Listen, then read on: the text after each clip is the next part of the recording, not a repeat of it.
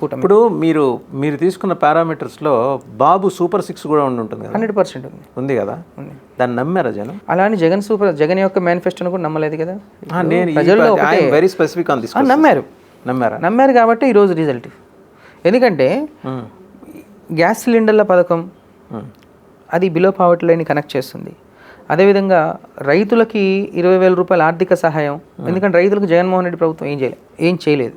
రాయలసీమలో ఉన్న రైతులు స్పెషల్గా మనం ఏరుకోరి గెలిపించుకున్న సీఎం రైతులకు ఏం చేయలేకపోయాడు అనే ఒక ఉద్దేశంతో రాయలసీమలో రైతుల్లో ఒక వ్యతిరేకత వచ్చింది. అదేవిధంగా ఇచ్చాపురం నుంచి కుప్పం దాకా ఉన్న రైతులందరిలో ఒక ఎక్స్పెక్టేషన్ ఉండే, ఏంటది?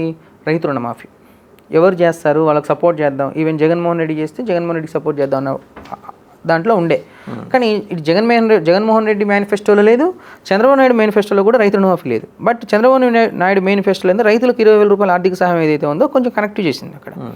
అదేవిధంగా ఈ 1,500 రూపాయలు ఆడవాళ్ళకి, ఎంతమంది ఉంటే అంతమంది ఆడవాళ్ళకి 1,500, అండ్ ఉచిత ఆర్టీసీ బస్సు ప్రయాణం స్పెషల్గా చెప్పాలంటే. ఇదంతా కూడా ఏంటంటే కొంచెం సూపర్ 6ని ప్రజల్లోకి తీసుకెళ్లడంలో పూర్తి స్థాయిలో సక్సెస్ అయ్యారు. At the same time Jaganmohan Reddy failures, అంటే సంక్షేమ పథకాల కన్నా ఫెయిల్యూర్స్ని ఈ బాదురే ప్రోగ్రామ్ తోటి ప్రజల్లోకి తీసుకెళ్లడంలో వీళ్ళు సక్సెస్ అయ్యారని చెప్పాలి. అంటే కూటమి సక్సెస్ అయింది. బట్ చంద్రబాబు వ్యక్తిగతంగా ఆయనకున్న క్రెడిబిలిటీ, ఆయన చెప్పిన మాటలని జనం అంత తొందరగా నమ్మే పరిస్థితి 100% వాస్తవం. ఎందుకంటే మేము విన్నాం. ఎందుకంటే ఇంతకుముందు మీకు ఆంధ్ర ప్రాంతం వెళ్తే తెలుస్తుంది ఎక్కువగా. అవును, ఇంతకుముందు ఆయన చెప్పినవి చేయలేదు. అండ్ వాళ్ళ మేనిఫెస్టోలు వెబ్సైట్లో పెడతారు, తర్వాత తీసేస్తుంటారు. సో ఆ క్రెడిబిలిటీ కూడా ఎంజాయ్ చేసిన పరిస్థితి తెలుగుదేశానికి ఉంది. తొందరగా ఆయన చేయడు. ఇప్పుడు మీరు చెప్పిన సూపర్ 6కి ఒక కండిషన్ సప్లై అని చిన్న మనం IRDA రూల్స్ తీసుకుంటే కింద ఒక 98 ఎన్నో ఉంటాయి.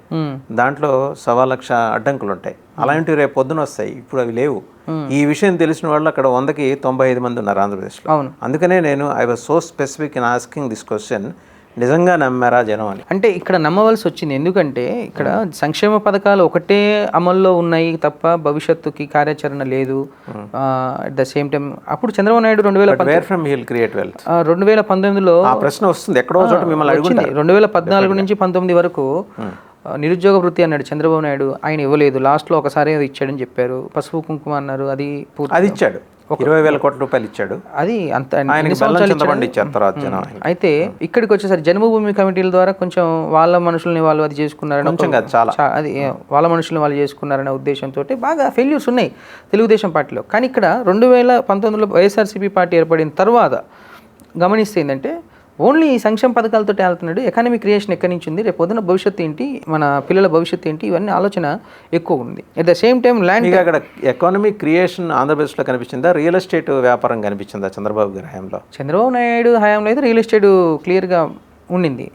ఇప్పుడు వైఎస్ఆర్సీపీ వచ్చినాక రియల్ ఎస్టేట్ కూడా లేదుగా. వ్యాపారస్తులు చిన్నపోయారుగా. రియల్ ఎస్టేట్ ఒక సెక్షన్ ఆఫ్ బిజినెస్ మ్యాన్కి మాత్రమే. వైఎస్ఆర్సీపీ వచ్చాక మనం ఇది కూడా గమనించాలి. అప్పుడు అది గమనించినప్పుడు ఇది కూడా గమనించాలి. ఈ ప్రభుత్వం వచ్చాక వ్యాపారస్తులు ఖాళీ అయిపోయారు, ఇసుక ధరలు పెరిగిపోయాయి, డైలీ వేస్ అంటే కూలి పని చేసుకునే వాళ్ళకు ఉపాధి లేకుండా పోయింది. ఇవన్నీ కూడా మనం కన్సల్ట్ చేసుకోవాలి. అక్కడ ఈ కన్సల్ట్ చేసుకునే టైంలో ఏంటంటే ఎక్కువ నష్టం ఎక్కడ జరిగిందనేది వాళ్ళు ఐడెంటిఫై చేస్తారు.